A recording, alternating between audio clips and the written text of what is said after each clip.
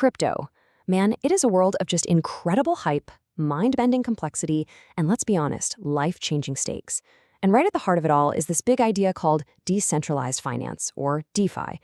It promises to basically remake our entire financial system from the ground up. But is it really building a more open, fair future for everyone?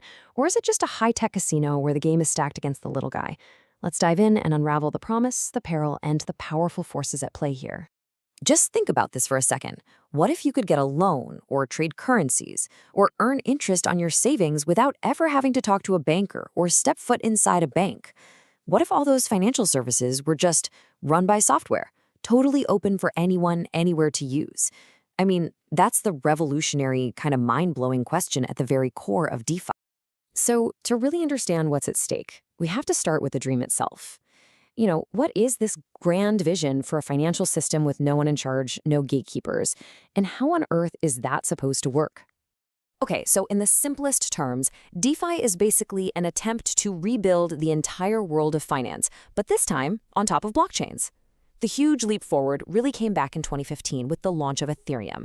See, you can think of it as a new kind of blockchain that didn't just track who owns what.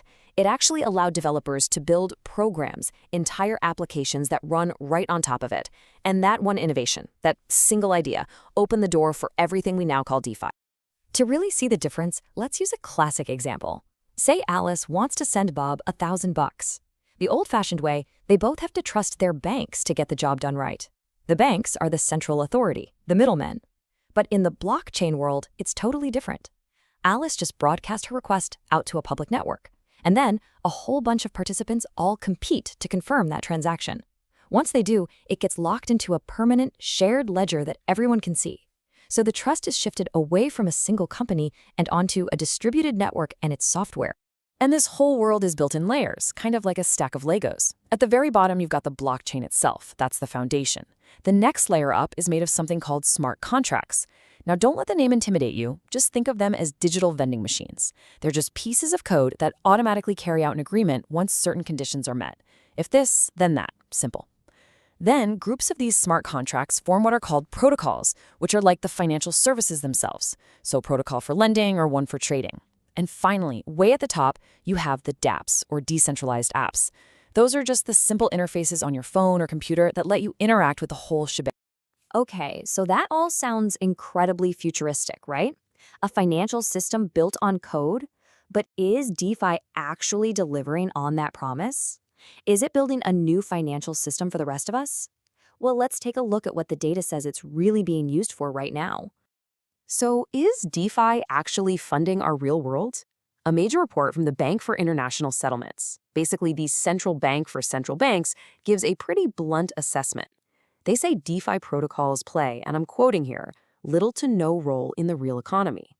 You still can't get a DeFi mortgage to buy a house. A company isn't using it to finance a new factory.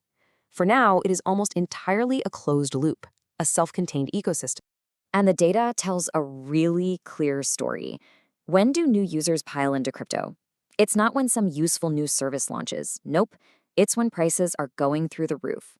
The main reason people get involved isn't utility. It's the lure of getting rich quick. The number one use case by a long shot is pure, unfiltered speculation. So, if this ecosystem is mainly just a big, speculative bubble, that brings us right to the core concern of that BIS paper.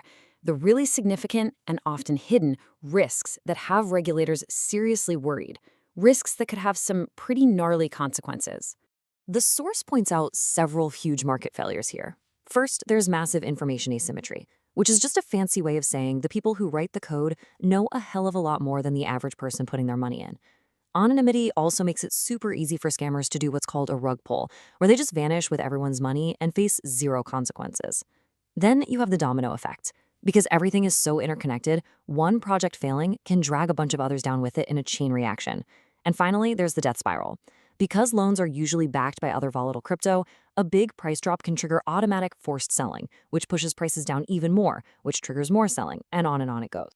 And when all these risks boil over and we get a full-on market crash, well, the data that's right there on the blockchain reveals a very clear and honestly a very disturbing pattern of behavior. It really forces you to ask the hard question. When the music finally stops in this crypto casino, who's left holding the bag, and who's the one walking away with all the winnings.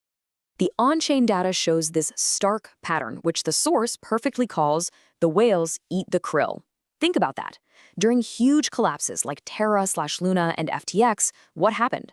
The largest wallets, the whales, were systematically selling off their coins. And can you guess who was buying them? The smallest retail investors, the krill. So this isn't some great financial democratization. It's a massive redistribution of wealth, from regular people to the absolute wealthiest holders. And it happens right at the moment when people are most vulnerable. All right, so faced with this incredibly volatile and often predatory environment, what can actually be done? Well, global authorities are now basically racing to figure out how to build some guardrails before all this chaos spills over into the wider economy. So the paper lays out two big picture strategies. The first one is to contain it. Just build a giant firewall between the crypto world and traditional finance. If banks want to hold crypto, fine, but make them hold a ton of capital just in case. Basically, you let the crypto world burn on its own if it has to, but you make damn sure the fire doesn't spread. The other path is to regulate it. You pull DeFi into the existing rulebook, using the simple principle: same activity, same risk, same regulation. But the BIS suggests a more sophisticated way forward. First, regulate based on what a protocol does, its economic purpose, not the fancy tech it's built on. Second, hold the people or groups who are actually in control accountable. You can't just say the code is law. Third, and this is where it gets really interesting, they suggest embedding the rules and disclosures directly into the code of the smart contracts themselves. And finally, regulate the most critical pillars of the system, especially stablecoins, the tokens pegged to the dollar, with the same strictness as the institutions they're trying to copy, like money market funds. So look, at the end of the day, the ultimate goal here isn't to crush this new technology or stamp out innovation. It's about finding a balance. It's about letting innovation happen, but doing it inside a framework that manages the huge systemic risks we've been talking about and, crucially, protects ordinary people from just becoming food for the whales.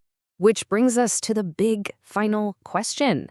Is decentralized finance the blueprint for a more open, more efficient financial future? Or is it a wild, untamed system that poses a real danger to everyone until we figure out how to tame it? The answer to that is going to define the next chapter of Money.